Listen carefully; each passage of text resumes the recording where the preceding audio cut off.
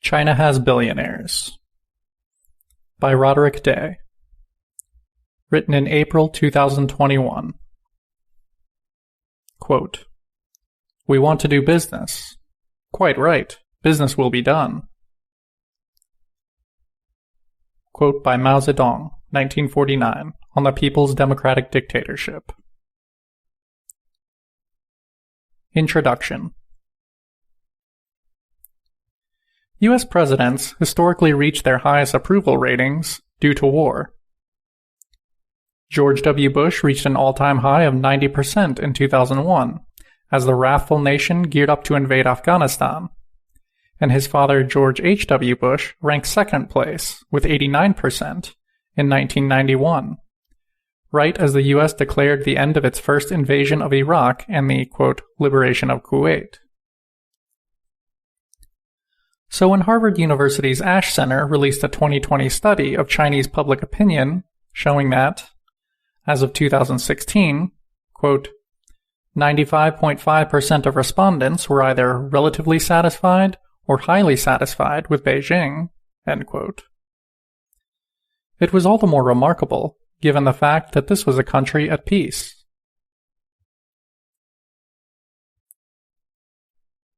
Though it came as a shock to Western audiences, who understand China to be a tyrannical, state-capitalist, authoritarian regime.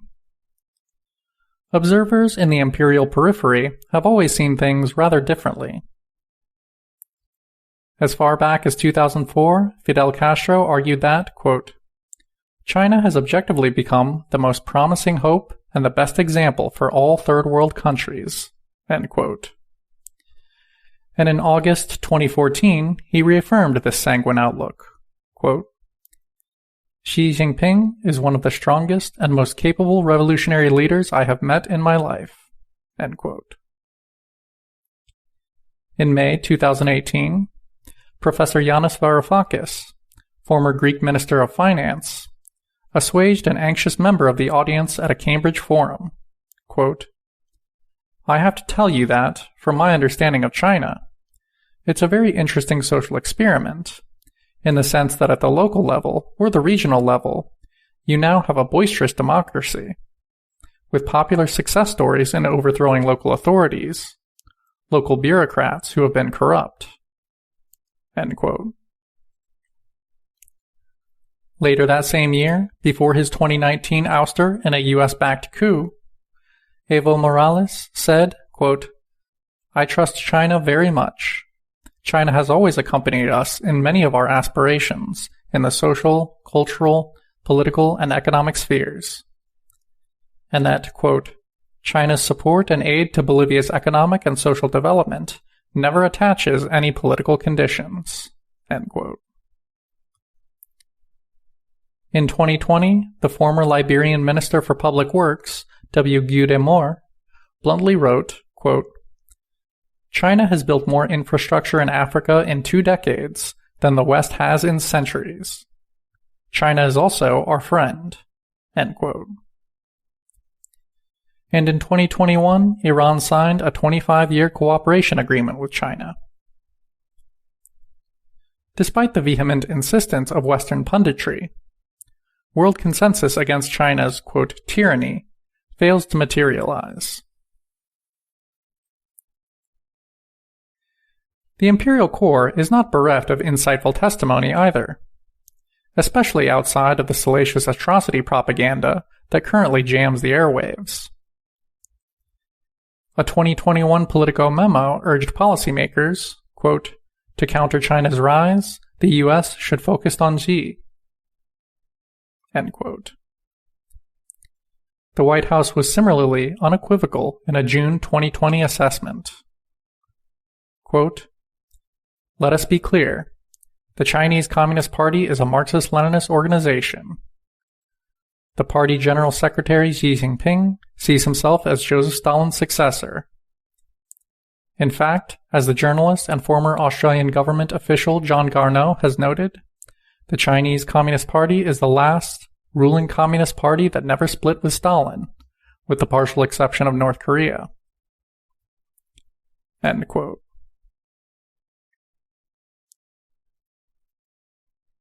Leaked cables from 2009 give a clear sense of why Xi Jinping aggravates the U.S.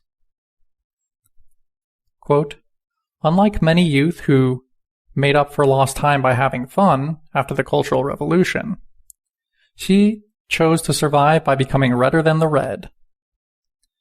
Xi is not corrupt and does not care about money, but could be, quote, corrupted by power, in our contact's view. End quote.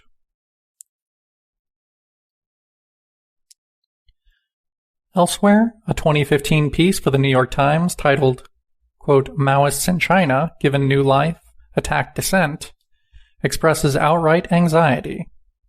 Quote, China watchers all need to stop saying this is all for show or that he's turning left to turn right, said Christopher K. Johnson, an expert on China at the Center for Strategic and International Studies, who formerly worked as a senior China analyst at the CIA. Quote, this is a core part of the guy's personality. The leftists certainly feel he's their guy. End quote.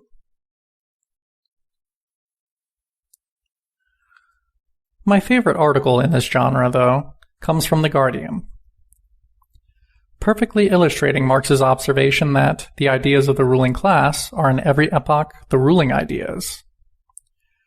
Richard McGregor's, quote, How the State Runs Business in China, appears blissfully unaware that his scaremongering portrayal of the trials and tribulations of capitalists in China is actually rather heartwarming. Beginning of long quote. But Xi's support for mixing private and public ownership structures was purely pragmatic. It had value, he said in another forum, because it would, quote, improve the socialist market economic structure. Xi's assessment is echoed by Michael Collins, one of the CIA's most senior officials for Asia. Quote, the fundamental end of the Communist Party of China under Xi Jinping is all the more to control that society politically and economically, Collins argued earlier this year.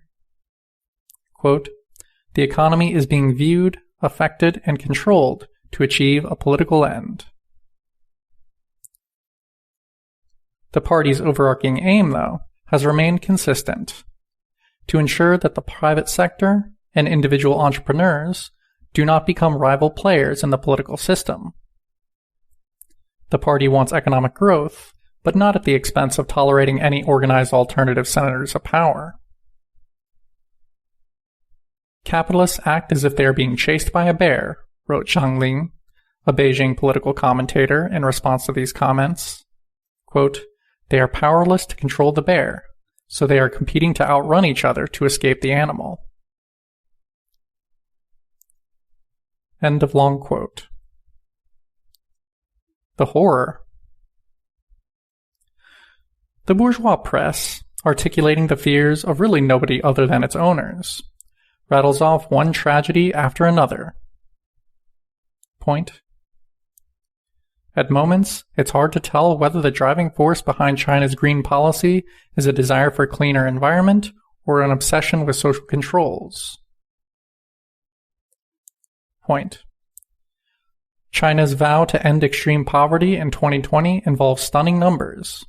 Billions of dollars spent, millions moved from rural homes. But don't miss what it really is: a political campaign to integrate the poor into the national economy and train them to thank the party. From David Rien, The Economist, on Twitter. Point. Hong Kong's opposition has been tamed. Now, Beijing is turning to the city's wealth gap and lack of affordable housing, which it blames for the social unrest. Up for consideration, reforming the tax structure and increasing land supply. By Jonathan Chung, in the Wall Street Journal. Point. A Chinese entrepreneur may drive a Maserati and send his son to Harvard, but he is a political slave. By Roger Garside, The Globe and Mail. Point. China will soon open a stretch of rail across Tibet. To the party, it appears no expense is too great in its campaign to integrate the vast, isolated region more closely with the interior. From a June 2021 Economist article. Point. China's crackdown on btih is a reminder that Beijing is in charge. Regulators met with btih and told them to ensure fairness and transparency when it came to pricing and drivers' incomes. From Raymond Zhong, in the New York Times. End of points.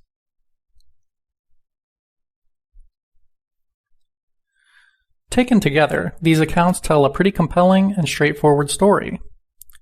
A worker state, led by a vanguard party, has placed the productive forces developed by capitalism under human control once again, for the benefit of the many rather than for the few, and so definitively begun the complex and difficult transition away from capitalism and into communism that we call socialism. Capitalists, sheltered and insular in their dealings with fellow human beings, don't understand that they are not sympathetic characters. So they shamelessly self-victimize in the press in the hopes of winning sympathy from the masses, in a futile effort to rally the necessary fervor for military intervention. The situation looks grim for the forces of reaction.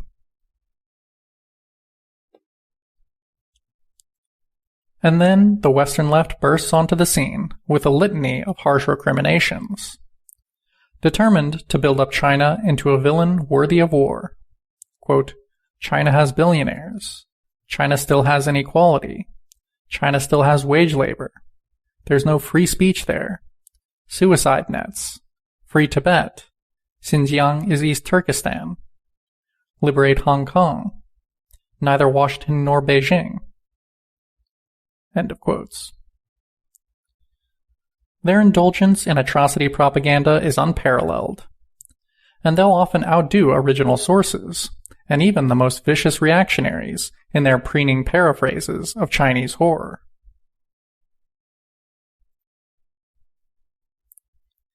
In their David versus Goliath worldview, heroism is characterized by evanescence or futility.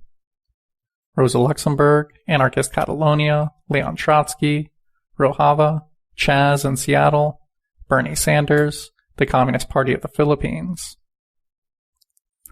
Whereas victory and longevity are, in themselves, proof that principles were betrayed and sadism is the rule. Joseph Stalin, Kim Il-sung, Deng Xiaoping, Nicolas Maduro, Xi Jinping. Though socialist groups in the West tend to be secular, Christianity remains culturally hegemonic to such a degree that figures are appreciated in proportion to how well they fit a narrative template of martyrdom. See Jones Manuel's article, Western Marxism, the Fetish for Defeat.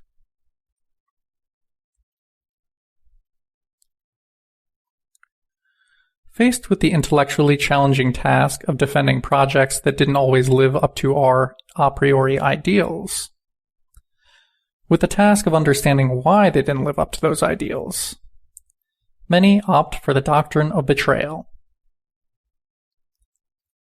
Beginning of long quote from Lasurdo, Flight from History. In the period around 1968, a book was circulated fairly widely whose very title, Proletarians Without Revolution, Korea 1966, was thought to deliver the key to understanding universal history. Always inspired by the most noble communist sentiments, the masses were regularly betrayed by their leaders and the bureaucrats. And this is also paradoxical, because what was intended to be a complaint of the masses against the leaders and bureaucrats converts abruptly into an indictment against the masses. The analysis reveals the masses to be completely irredeemable simpletons, who are entirely unable to comprehend their own interests at decisive moments.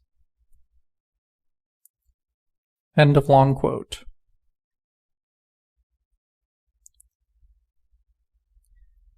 Indeed, this is exactly how the aforementioned spectacular Chinese public approval of the leadership of the Communist Party is explained away. Quote, brainwashing. Enthusiasm is proof of credulity. Cynicism is proof of enlightenment. A hipster credo as much in politics as it is in art.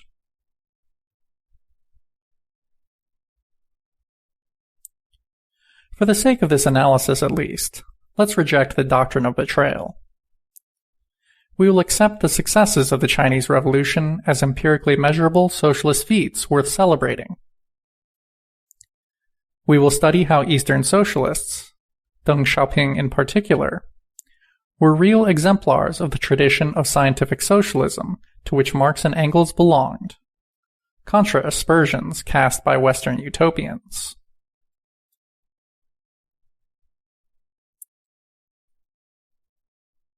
Fantasies of abolishing hierarchy will give way to an interpretation of Marx that understands relations of production in terms of domination, rather than mere subordination, and therefore of capital as an, quote, automatic subject that needs to be tamed, as opposed to a blight that can be eradicated.